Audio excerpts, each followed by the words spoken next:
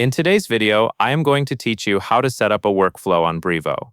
To begin, make sure you are logged into your Brevo account and you are on the main dashboard. Workflows in Brevo are built inside the Automations area, so the first thing you will do is go to the left sidebar and click Automations. This is where you can view any existing automations, edit them, or create a new one from scratch. Once you are in Automations, look toward the top right of the page and click Create an Automation. This opens the setup process for a new workflow.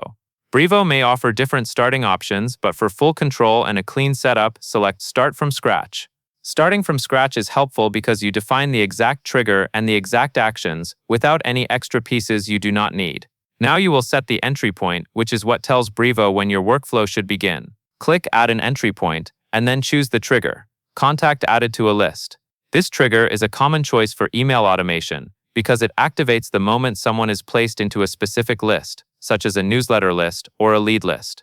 Take a moment to confirm you are using the correct list for the audience you want, since the workflow will run for any contact added to that list.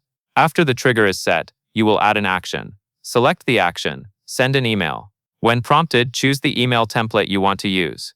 It is best to pick a template that is already finalized, with the right subject line and content, so the automation can send immediately without confusion. Also confirm that the template matches the goal of the workflow, like a welcome message, a confirmation email, or a follow-up. When everything looks correct, you are ready to turn it on.